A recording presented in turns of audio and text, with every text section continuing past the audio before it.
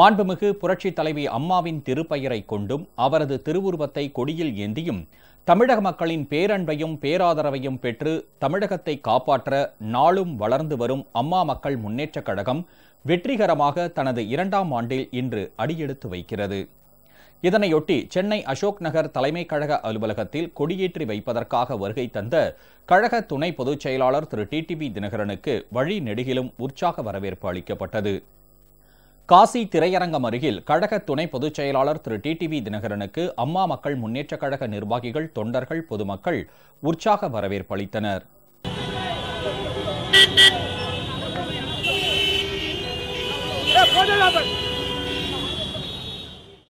சென்னை அசோக் நகர் தலைமை அலுவலகத்திற்கு வருகை தந்த கழக துணை பொதுச் செயலாளருக்கு தொண்டர்கள், நிர்வாகிகள் மேளதாளங்கள் முழங்க எழுச்சிமிகு வரவேற்பு அளித்தனர்.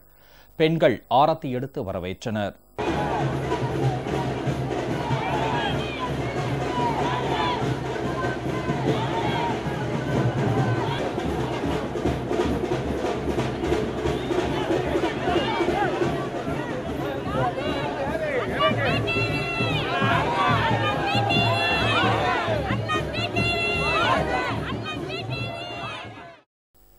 பின்னர் தலைமை அலுவலகத்தில் வைக்கப்பட்டிருந்த தந்தை பெரியார், பேரறிஞர் அண்ணா, புரட்சித் தலைவர் எம்ஜிஆர், மாண்புமிகு அம்மா திருவுருவ படத்திற்கு கழக துணை பொதுச் செயலாளர் திரு டிடிவி தினகரன் மலர் தூவி மரியாதை செலுத்தினார்.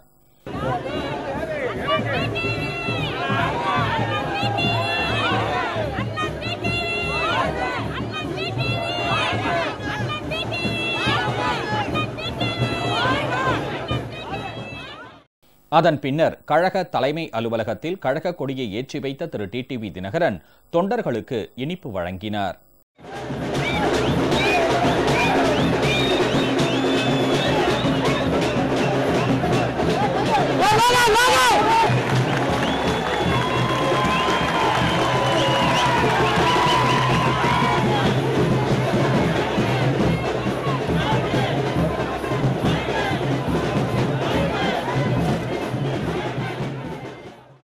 இதனைத் தொடர்ந்து செய்தியாளர்களிடம் பேசிய கழக துணை பொதுச் செயலாளர் திரு டிடிவி தினகரன், மாண்புமிகு அம்மாவின் உண்மை தொண்டர்கள் 95% தங்களுடன் இருப்பதாக தெரிவித்தார். அரசின் பல்வேறு தடைகளையும் தாண்டி வரும் நாடாளுமன்ற மற்றும் சட்டமன்ற இடைத்தேர்தலில் வெற்றி பெறுவோம் என குறிப்பிட்டார். வேட்பாளர்கள் விரைவில் அறிவிக்கப்படுவார்கள் என்றும் திரு டிடிவி தினகரன் தெரிவித்தார். பொள்ளாச்சி பாலியல் சம்பவத்தில் யார் தவறு செய்திருந்தாலும் அவர்கள் தண்டிக்கப்பட வேண்டும் என குறிப்பிட்ட திரு டிடிவி தினகரன், இந்த சம்பவம் தொடர்பாக போராட்டத்தில் ஈடுபடும் மாணவர்களை காவல்துறையை கொண்டு அச்சுறுத்தினால் மாணவர்களுக்கு அம்மா மக்கள் முன்னேற்றக் கழகம் துணை நிற்கும் என தெரிவித்தார். தமிழகத்தை தொடர்ந்து வஞ்சித்து வரும் எடப்பாடி, பாரதிய ஜனதா மற்றும் திமுக கூட்டணியை வரும் தேர்தலில் வீழ்த்தி மக்கள் ஆதரவுடன் வெற்றி பெறுவது ஒன்றே அம்மா மக்கள் முன்னேற்றக் கழகத்தின் குறிக்கோள் எனவும் திரு டிடிவி தினகரன் குறிப்பிட்டார்.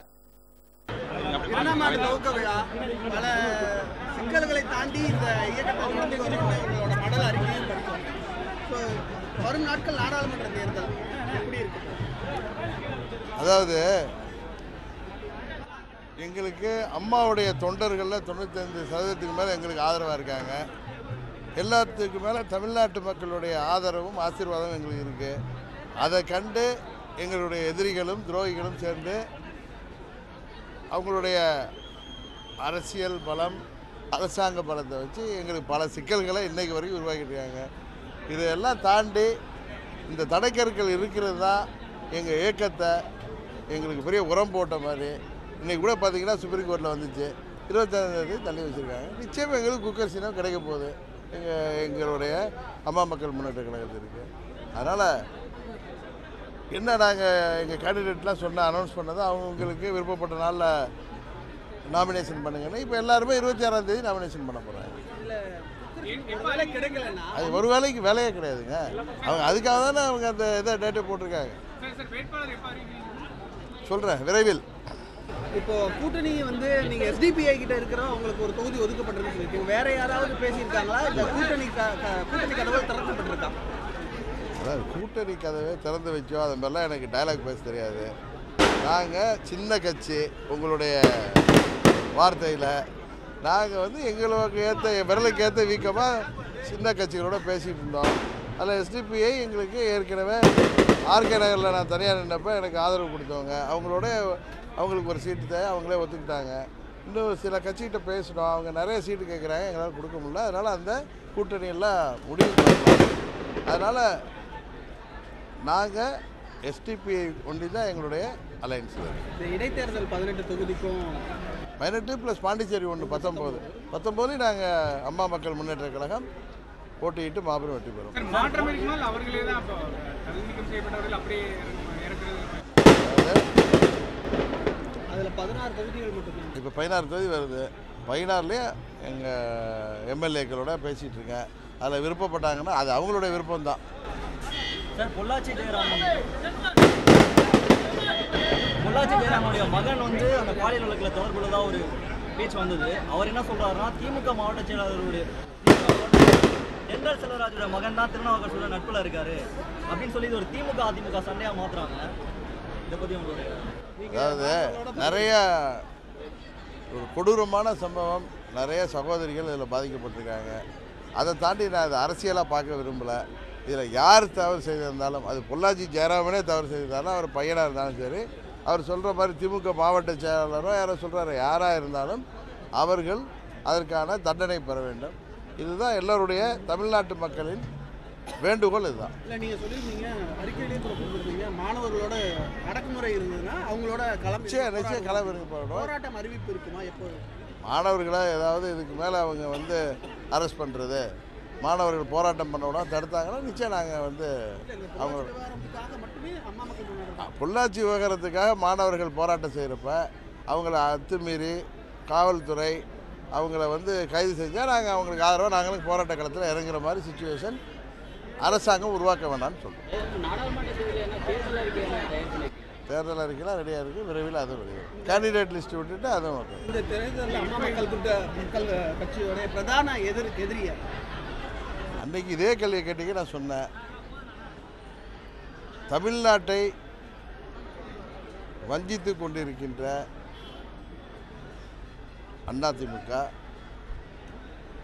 பாரதிய ஜனதா, அது மாதிரி தமிழ்நாட்டு மக்களை வஞ்சித்த திமுக, அதனுடைய கூட்டணி கட்சிகள் எல்லாருமே எங்களுடைய எதிரிகள். அவங்களை இந்த தேர்தலில் ஜனநாயக முறைப்படி வீழ்த்துறது தான் அம்மா மக்கள் முன்னேற்ற கழகத்தின் ஒரே குறிக்கோள்.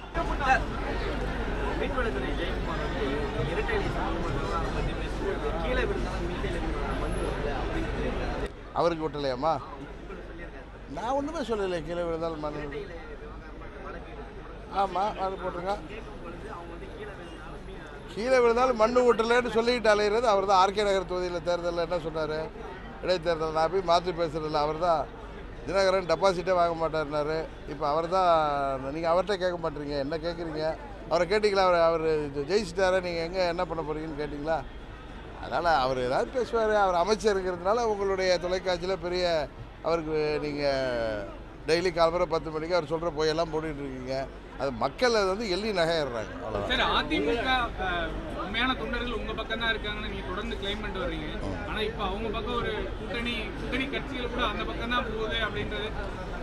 அதாவது அம்மாவுடைய தொண்டர்களில் 95% மேலே எங்களோட இருக்காங்க. கூட்டணியெல்லாம் இவங்க கூட்டணி வீடு வீடாக தேடி போய் கூட்டணி வைக்கிற காரணம் என்ன?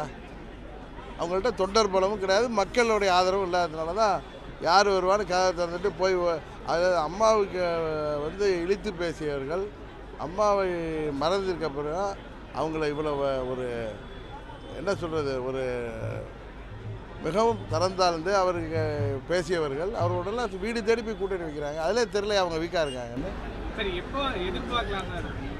விரைவில்.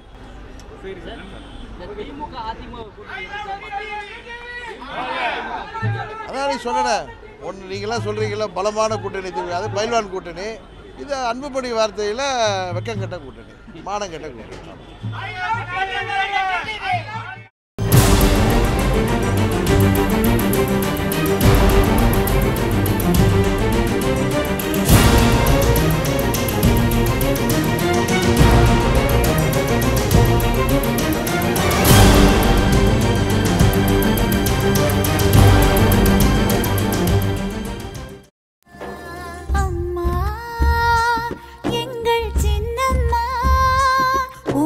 தியாகத்திற்கிணை